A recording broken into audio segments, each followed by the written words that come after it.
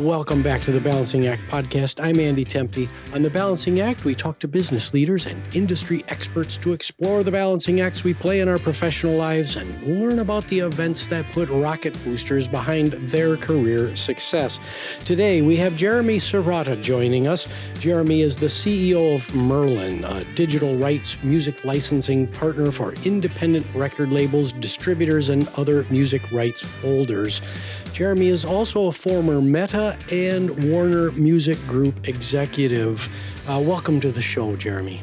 Andrew, thanks so much for having me. I'm very excited to talk to you today.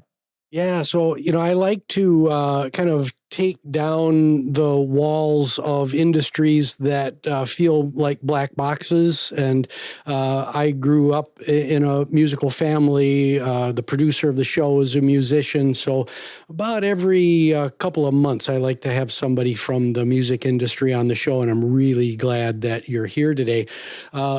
Before we get started, I ask all my listeners this question. What's the elevator pitch version of your story?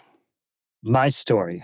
Okay. I like this question. I'm going to start off with an exercise I love. This comes from Ernest Hemingway, and he talks about the power of 6 words. And the ability to tell a story in just 6 words can be quite powerful. And my story would be lifelong explorer, proud dad, give back. Yeah. Awesome. And what does that actually mean? Well, the actual elevator pitch would be, I grew up in the suburbs, and like many suburban kids, who grew up in the 80s, I was a BMX riding kid. I was really into Dungeons and Dragons. I loved computer programming. I was an early enthusiast of computers and technology. I read a ton of sci-fi and fantasy, and I was also utterly and completely without any ambition. I had no idea what I wanted to do in life. I don't even know if I thought about the future. It was just, what book am I going to read next? What game am I going to play? What, function was I going to program from the latest magazine I got? And then it snowballed after college into graphic designer, fashion designer, and blogger, a very brief stint as a women's fit jeans model. And then it went to law school. I became a technology lawyer at a global law firm. I then was a record exec, as you mentioned, at Warner. I'm currently the executor of my aunt's art estate, and now proud to be CEO of Merlin. That is awesome. Well, Jeremy, if we pick one event in your life that just was a liftoff moment for you, that rocket booster moment, what would that be? Rocket booster moment. Okay. I'm going to do maybe not counterintuitive, but something that was early in life now that I just recited my childhood. And that would be junior year of high school. So I did mention I didn't have much ambition in life when I was younger, but I was still very dedicated. I did scouts my entire life, became an Eagle Scout. I was a very committed cross-country runner. And while I tested well in school, I didn't take it that seriously. And my junior year high school teacher wanted to kick me out of honors English. And nothing of this nature had happened before. It was a total gut shot. And I just had this existential crisis where I just thought, wait a sec, I can't believe someone could do this to me. That suddenly it was like catching up with me. I'd always sort of like gotten to class early and finished my homework in a couple of minutes before we had to turn it in. And someone was telling me like, no, that wasn't good enough. And it really just flipped it on its head for me. Suddenly I realized, wait, I want to go to UC Berkeley for college. I had a lot of friends who were older who went there. It sounded so just romantic and amazing. And I realized, well, I'm not going to get there if this is the way I continue to act and operate. And so that really became this moment where all these elements of my personal life that I was like really dedicated to suddenly translated into how I approached school, and then translated into how I started to approach just life and my career. Yeah, those, gosh, somebody that I respect is telling me that I'm not going to cut it. Boy, that really does light a fire, doesn't it? Yeah. Yeah, Yeah. yes, it did. And it was, and it, more important than that is it flipped it so much on its head that it wasn't just, I want to succeed. I started, even in this term didn't exist then, but within technology companies, there are these things called stretch goals. Hmm. They're goals that no one expects you to meet, but if you do, like, wow, you've just really changed everything. And that's what I really started to set for myself. I started in college taking graduate level classes by my sophomore year. I did a college thesis, even though it wasn't required. And I just really started to challenge myself and found the joy in it. I wouldn't call it happiness because it Hmm. was a lot of work, but I found joy in this, putting more onus on myself to achieve more. That's fantastic. So let's get to Merlin. Mm. The vast majority of our listeners are not going to know what Merlin is, because at the top of the show, I talked about the black box, which is the music industry. So what's the main market challenge or friction that Merlin is designed to solve? There's really two elements to it. So the first is to really think about Merlin in the same way that some of your listeners may have heard of Universal Music Group or Sony Music or Warner Music. Those are the three big record companies, one of which I worked at. And Merlin is the major for indies. So if you're an independent label, you're an independent rights holder anywhere in the world, by the way, it's a global organization. What we do is we bring this collective together to help them achieve more than they could individually. And that means we go out and we cut deals with them with services like Apple and Spotify, YouTube, SoundCloud. We have an innovative deal with Canva to help bring music to their platform. And so we want to create more opportunities for independents than they could achieve on their own, help them achieve more access, better rates so they can make more money, and really to allow them to compete at a higher level. And what that does is it really levels the playing field so they can compete more effectively and bring this incredibly diverse music to the marketplace so they can support these artists who approach music in these orthogonal ways. They're coming at it and they're like sometimes just smearing culture. And that's always been something that independents have supported more. And they do it in this institution, this organization, Merlin, that prides itself on transparency. So you talked about how the music industry can be a black box. We are the opposite. Mm. Not only do we operate internally with a lot of transparency, the way we operate with what we call our members, because it's a member-owned organization, is the same function. Right? We provide them transparency into how we operate and how the industry operates so they can take more advantage of it for their artists. That's so needed in this world. So, on behalf of, I'm an independent musician. Our producer is. Thank you for taking that on. It's a very noble mission.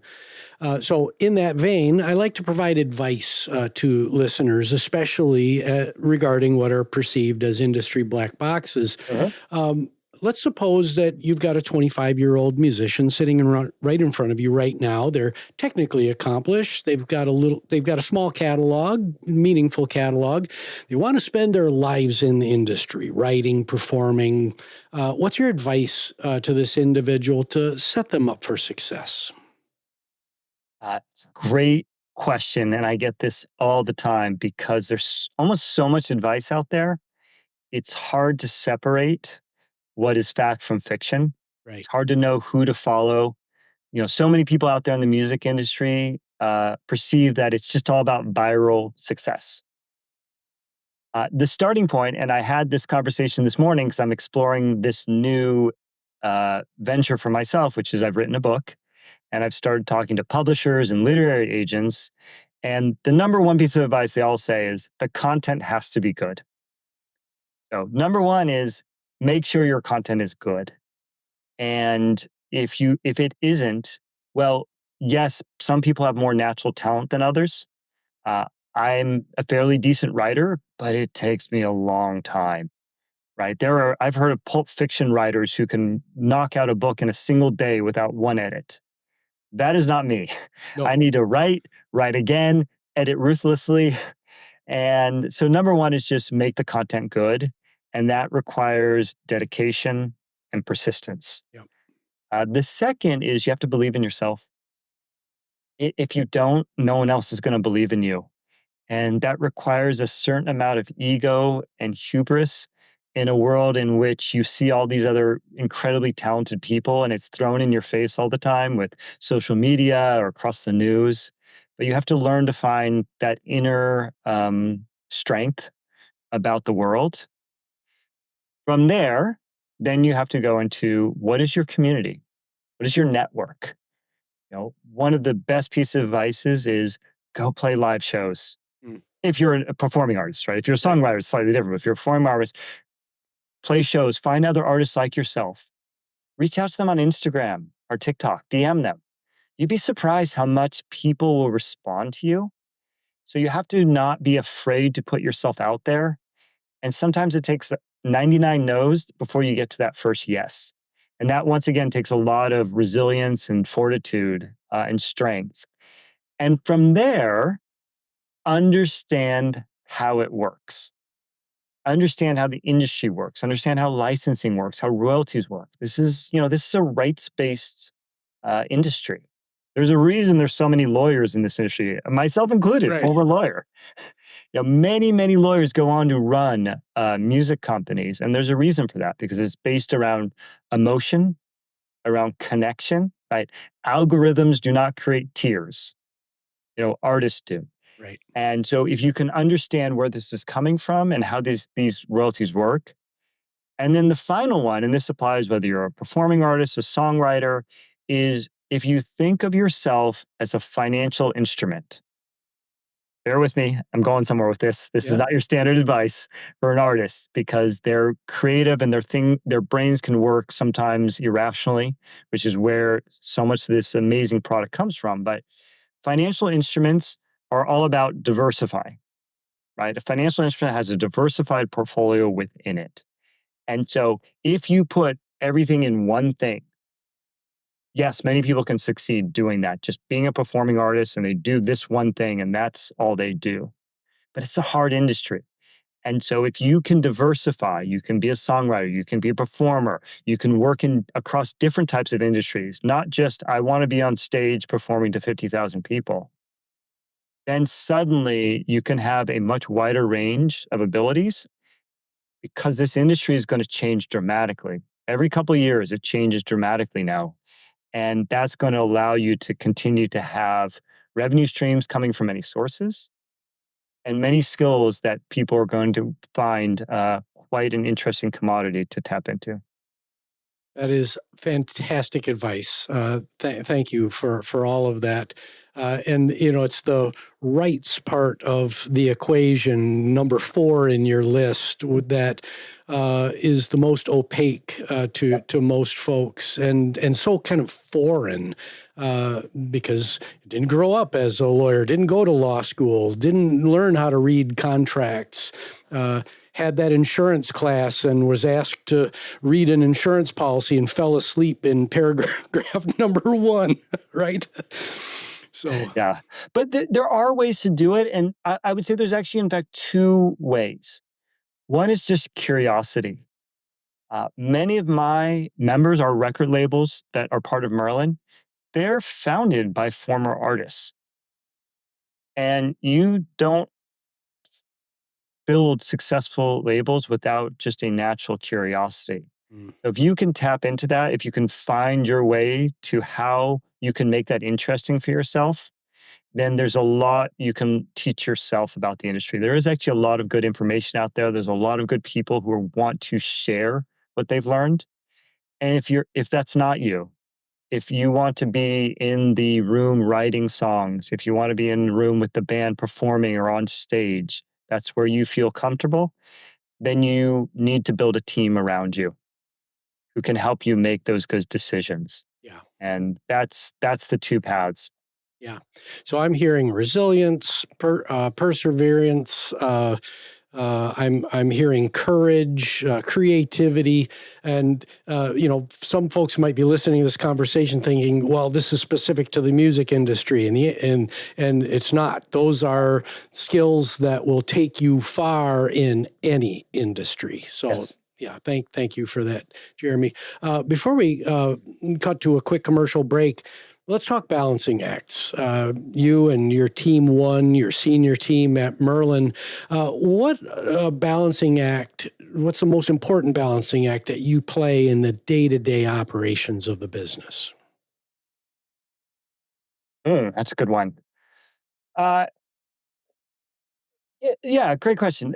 There's two elements to the music industry that's been a staple for a long time now, and that would be change in formats.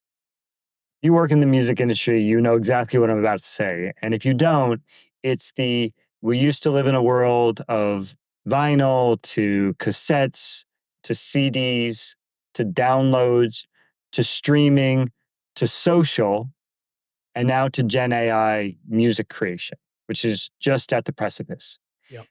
At each turn of the dial, there's been dramatic changes to the way you need to operate a company, about where revenue is coming from, about the rights associated with that. And the reason I share that is there's something similar that goes on within Merlin and how we're helping our members to navigate all these changes. So at one level, we have core platforms out there where the majority of revenue, digital revenue for rights holders and artists is derived. And you need to spend a lot of time with it. It's really complicated and it gets more complex every year. At the same time, you have these new paradigms that are coming in. And so you're really talking about time allocation. I need to invest time, energy, and mindset as well, while thinking about and trying to anticipate and then work through what the future is bringing and what we need to have in place to address that, to work through that. And that just creates a lot of cognitive load. Mm-hmm. Because you're being pulled between two almost diametrically opposed worlds.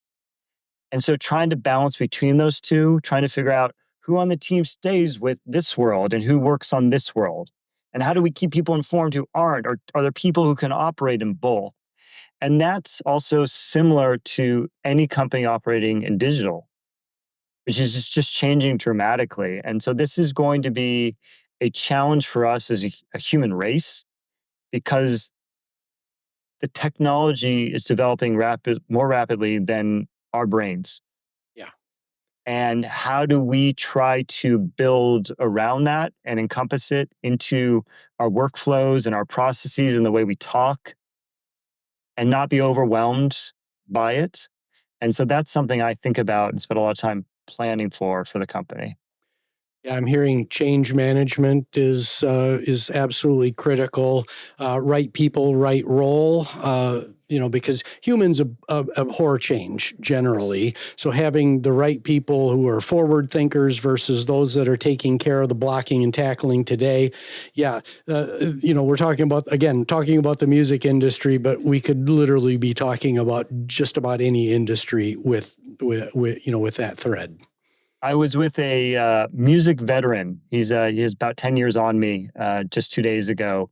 And there were two sort of key ways of operating that we believe are so fundamental to succeeding in this space. One is storytelling.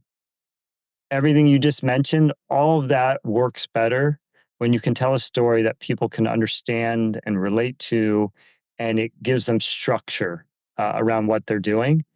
And then the second, which is moving in the opposite direction of how society is changing, is being present. Yep. And that's a skill that a lot of people are losing right now that needs to be rediscovered. Yeah. Well, Jeremy, we're going to take a really quick commercial break, but as a teaser, I've got a really great question for you coming back from the break. So stay tuned. Hey everyone, I'd like to invite you to start your weekend with me on the Saturday Morning Muse podcast. I briefly explore topics that span leadership, business management, education, and personal continuous improvement. Subscribe to the Saturday Morning Muse podcast on your favorite podcast streaming app or visit andrewtemte.com for more information. And we're back with Jeremy Sirota talking about the music industry, music licensing, and leadership. So, Jeremy, I absolutely loved your LinkedIn About section and the story that you tell there about your then 10-year-old daughter saying, "Dad, no more TED Talks." I'm pretty sure I get what that means, but can you describe what this wake-up call was for you and what's changed in your leadership style and how can others learn from it? When I became CEO of Merlin, I was a first-time CEO. Yep. I was taking over from a founder CEO. Mm. And 45 days into my tenure, COVID hit. We were shutting down offices. We were making decisions on the fly about safety and health of our employees. And what that meant was suddenly I wasn't on the road.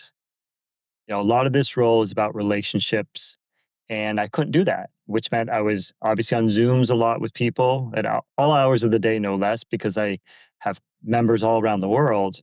But I was really deeply ingrained into the company and the operations and helping it to evolve where it was going and how it needed to function in this new world coming our way. And I believed that meant I had to carry the company on my back. Mm-hmm. I can get it to the top of the mountain, then it'll all be downhill from there. And it was a little like a general barking orders. I didn't actually bark. I don't yell. Yeah. But I was a lot of telling. And my daughter at the time, there was a year where they were taking schooling from home. And just one day, I think I was just trying to tell her this one thing that was so important. And if I told her like 3 different ways, she would suddenly understand it and just be this better human. And she turned to me and said, "Dad, no more TED Talks." And it was a little bit of the classic, I was telling instead of showing, I was doing instead of leading. And it really kind of, knocked me back, which is I knew all these lessons. I've been told these things throughout my life. But until you feel it viscerally, it's sometimes hard to truly understand what that meant. And Yeah. so coming from my 10-year-old who, go back to my 6 words, proud dad, means so much to me. I wasn't setting her up for success. And the same philosophy applied to my company. Right. I wasn't setting them up for success. I wasn't empowering them with authority. I wasn't giving them the space to succeed and make mistakes as well. That's a part of it. I wasn't giving them the license to learn. And that was the shift that came. And it was slow too. It wasn't overnight. And, you still make mistakes. There's elements where I'm like, oh, why did I just do that? That wasn't right. And you have to learn to both want to do better, but also forgive yourself and say, hey, that's welcome to being human. Yeah. And so that was what I got from that moment with my daughter.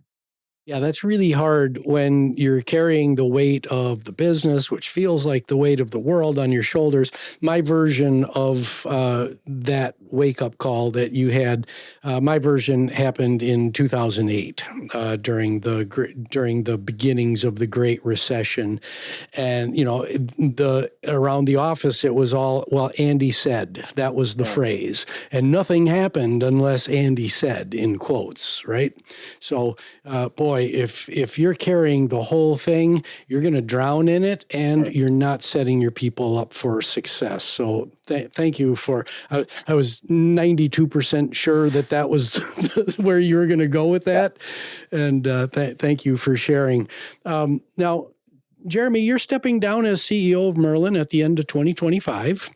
So congratulations on your tenure there. I'll ask you what's next in just a minute, but as you scan the horizons of the music industry, what's the next big challenge or friction point that needs to be solved? And maybe said a little bit differently, what's the thing that makes you scratch your head and wonder, why haven't we solved blank? Why is this so hard still? Yes.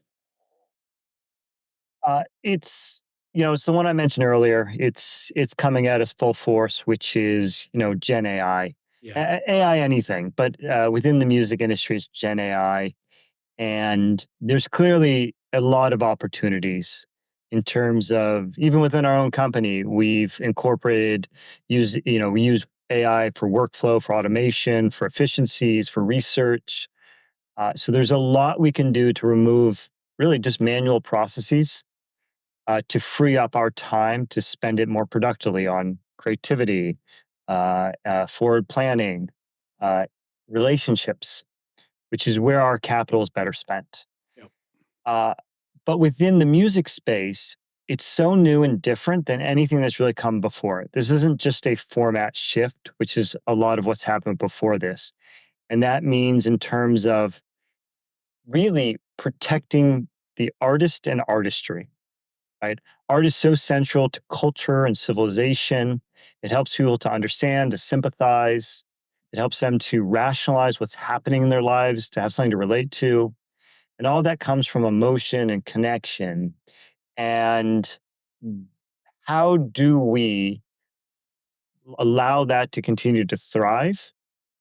And yet we have this thing coming at us, this force, which is unstoppable, Right. but it is something we can channel. And we can, just like a river, you can't, well, I guess technically you can dam a river, but let's pretend we haven't invented dams. But you can channel rivers to move in certain directions. Yeah. And there's a lot around this, around education to the technology companies, to the artist community, around what does fair compensation mean? How does money get paid out? How do you attribute it? So there's a lot of like really complex questions coming our way. And at Merlin, what we're trying to do is recognize that absolutism is not a strategy, but channeling is. And that means you need to find partners who want to be on the right side of history about this, who understand creatives. So that's something that's taking up a lot of our, if we go back to the challenges between managing what's now and what's coming, a lot of the mindset for those who are forward looking is spent thinking and working in that space. What have we not solved for yet? I'll go to one which is, I don't believe it's solvable, but so many people want to have a career in music. And we have democratized the ability to access the music market. What I would say is there's a difference between a creator and an artist. And creators have to recognize there's not always a career for them in the arts. And this is a hard industry. And yet somehow we have spawned this myth that anyone can succeed in music. And I wish we could pull that down a little bit. No one goes and looks at the ceramics industry and says, everyone can succeed in ceramics or Right. everyone can be an actor. Right. And yet in music, there's this belief that anyone can do that. And I wish we could sort of demystify that a little bit about what it truly takes to succeed. Because I think that would go a long way to helping people to better understand what is required for success in the arts.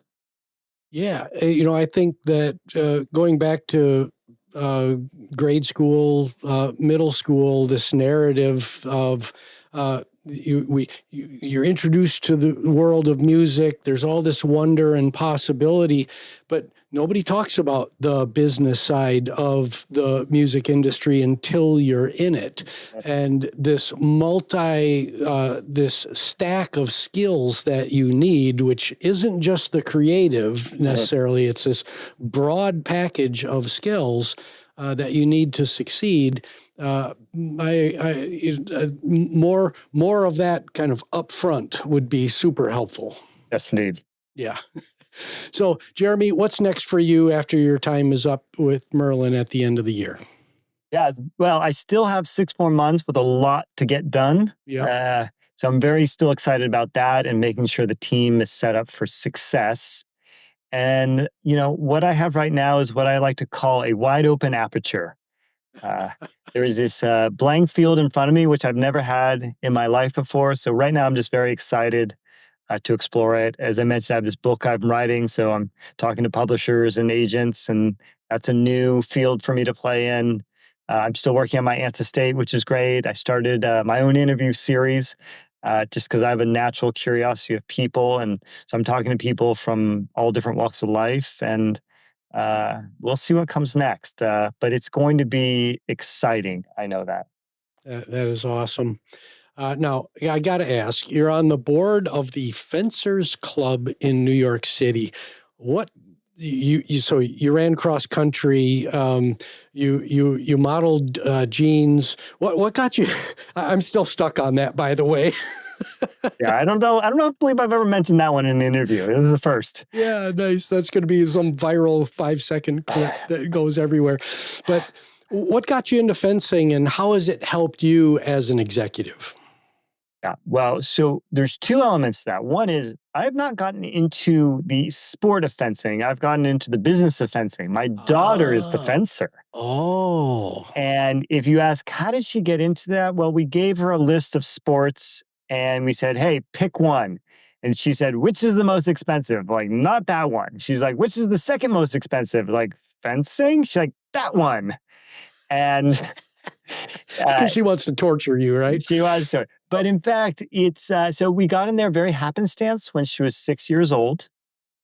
And it started so casually, just like one lesson a week with a coach. Yeah. And you fast forward, it's been 7 years. She's been with the same coaches at the Fencers Club, Simon and Irene Gershon, who are two of the most talented coaches in the world. She's been with them more than anyone in her life except her parents. Nice. And if we go back to some of these themes we've now talked about dedication, commitment, perseverance, building teams around you, all of that is why we are such huge fans of her being in fencing, and why I was asked to serve on the board of the Fencers Club, which is a 501c3, because I'm a proud dad of a young fencer. That's fantastic. Well, let's close things out with a few lightning round questions. Are you ready? Let's do this. All right. So you've just won $100 million lotto jackpot, but there's a stipulation that half of your net winnings go to one philanthropic organization or cause. Who do you pick? Environmental causes have always been a huge part of my life. With Scouts, my parents were OG REI members. So I would pick the Sierra Club. Excellent. Excellent. If I put you in a little bitty time machine and you can send a message to an earlier version of Jeremy Sirota, what's the message and what previous version do you send it to? I send this message to Jeremy from 18 to today. Shut up and listen more. Nice. You got one mouth and two ears, and use them in that ratio, or Exactly. maybe even more. Yeah.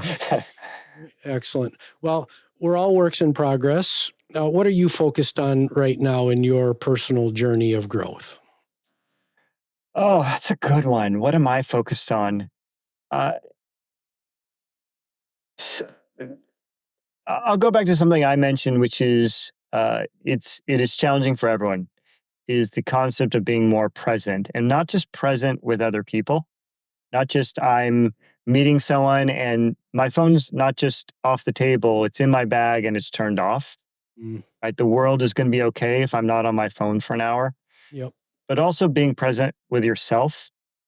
I live in New York City, and except during the winter, which I'm not a big fan of the cold, there is an opportunity to take time to be with yourself, and I do that walking around the city. I'll put the headphones on, and I love the visual stimulus, but you're just in your head, and it's a great opportunity to just be present with yourself and just discover more.